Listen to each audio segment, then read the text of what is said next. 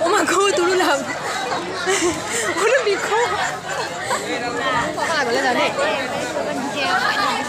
앉아 먹으래서 이거 하나요? 아니 사볼래. 이게 뭐라 얘기하잖아? 믿고 주의.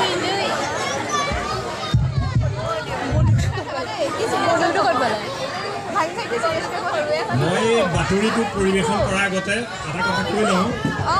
ইতিমধ্যে আমি চৰকাৰে জনাইছে যে চোৰাংচোৱাৰ ফালৰ পৰা মানে বাতৰি পৰিৱেশন কৰাৰ পিছত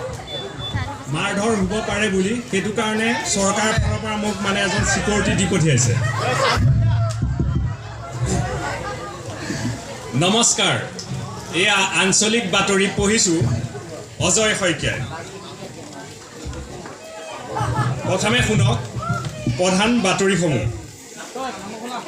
ঘাঁহি মৰণাকুৰি গোটৰ পুখুৰীত গা ধুবলৈ আহি চীনৰ প্ৰধানমন্ত্ৰী মৃত্যু পথাৰত আত্মগোপন কৰি থকা এন্দুৰ আৰু নিগনিৰ ৰাজহুৱা মিটিং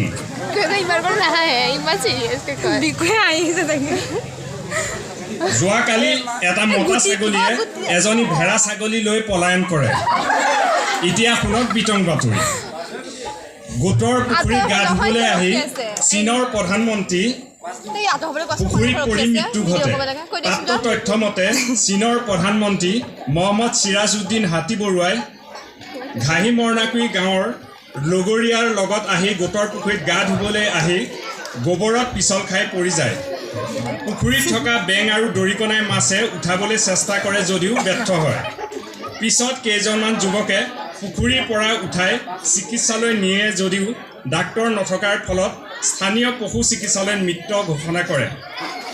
প্ৰধানমন্ত্ৰীগৰাকীৰ মৃত্যুৰ হোৱাৰ খবৰ শুনি কেইবাটা গোটৰ প্ৰাক্তন সভাপতি আৰু সম্পাদকসকলে কান্দি কান্দি দুখ প্ৰকাশ কৰে পথাৰত আত্মগোপন কৰা এন্দুৰ আৰু নিগনি পৰিয়ালৰ মাজত এখন ৰাজহুৱা সভা অনুষ্ঠিত হয় পথাৰত ধান খেতি কৰা মাটিৰ তলত আত্মগোপন কৰি থকা নিগনি আৰু এন্দুৰৰ পৰিয়ালে মিলি এখন ৰাজহুৱা সভা পাতে আৰু উক্ত সভাত সভাপতিত্ব কৰে এন্দুৰ ডাঙৰীয়াই কয় যে পথাৰৰ পৰা মানুহবোৰে ধান কাটি শেষ কৰিলে যিখিনি আমি সাঁচি থৈছোঁ এতিয়া নাটনি হ'ব ধৰিছে আৰু বতৰ বেয়া হ'লে আমাৰ গৃহত পানী জমা হ'ব গতিকে মানুহৰ ভাড়াঘৰলৈ যাব লাগে বুলি তেওঁ সকলোকে অনুৰোধ জনায়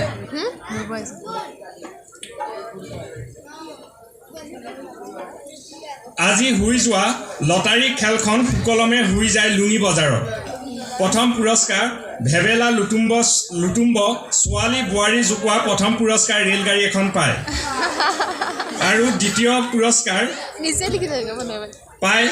দুজনী পোৱালী গাই গৰুৰ সৈতে ফকতীয়া চেলিমুদ্দিন ডাঙৰীয়াই আৰু তৃতীয় পুৰস্কাৰ দুটা ৰমৰ বটল এটা সাপ আৰু এটা ফুল কিন্তু কমিটিয়ে তেওঁৰ নাম উল্লেখ কৰাৰ পৰা বিৰত থাকে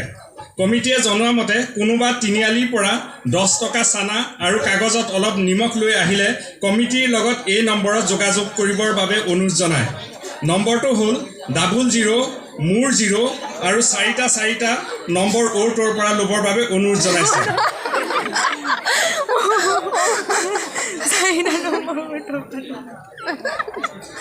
যোৱাকালি শনিবৰীয়া বজাৰত বৃহৎ অগ্নিকাণ্ড হয় শনিবৰীয়া সাংবাদিক মালপানী ডাঙৰীয়াই কয় যে জুই নুমুৱাৰ বাবে পানী নথকাৰ কাৰণে কেইবাটাও তেল ডিপুৰ পৰা পেট্ৰল আৰু ডিজেল ফায়াৰ ব্ৰিগেডক ঢলাৰ ফলত লাং খাই থকা কেইবাজন মানুহ নেগুৰ পুৰি ছাই হৈ যায় আৰু লগতে জ্বলা আলু পিঁয়াজখিনি ওচৰৰ বিয়া এখনত ৰান্ধিবৰ ব্যৱস্থা কৰে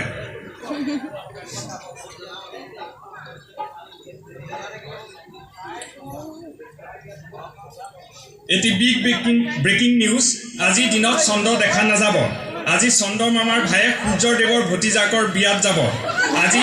45 বছৰৰ ভিতৰত চন্দ্ৰ মামাৰ ভতিজাকৰ বিয়া গতিকে তালৈ যোৱাৰ আগত চন্দ্ৰ মামাই টুইট কৰি জনায় যে মই আজি ছুটিত আছোঁ গতিকে সমগ্ৰ দেশবাসীয়ে মমবাতি জ্বলোৱাৰ ব্যৱস্থা কৰে যেন আৰু লগতে মোৰ ফোনটোত কোনো যোগাযোগ নকৰে যেন যোৱাকালি মোৰ সিমটো হেৰাইছে গতিকে ধলাইবিলৰ পৰা সিম লোৱাৰ পিছত মহিলাসকলে মোৰ নম্বৰটোত লগত যোগাযোগ কৰিব পাৰিব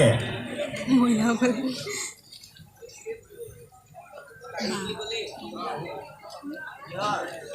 বতৰৰ বাতৰি আজি বতৰ কোম্পানী জীয়েকৰ ডাৱৰৰ বিয়া গতিকে বতৰ জোখা যন্ত্ৰটো ভঁৰাল ঘৰত সোমাই থোৱা হৈছে চোৰৰ উৎপাতৰ কাৰণে সেইবাবে বতৰ জোখা নহ'ল বুলি জনাইছে যদিও ঠায়ে ঠায়ে পাতলীয়া গাখীৰ আৰু পানীপুৰি পৰিব বুলি টুইট কৰি জনাইছে পানীপুৰি বাংলাদেশত প্ৰবল বানপানী হোৱাৰ ফলত বাংলাদেশৰ এজন বিধায়কৰ এটা চেধা টেমা আৰু শিখৰৰ পেকেট উটি আহি অসমৰ চকীঘাট হৈ বিশ্বনাথ ঘাট পাইছেহি যদি কোনো লোকে চেধা টেমা আৰু শিখৰ পেকেট পায় তেনেহ'লে ব্লকত জমা দিবৰ বাবে অনুৰোধ জনাইছে চেধা টেমাৰ ওজন 50 কেজি আৰু শিখৰ পেকেটৰ ওজন প্ৰায় 1 কুইণ্টেল বুলি জনাইছে ধন্যবাদ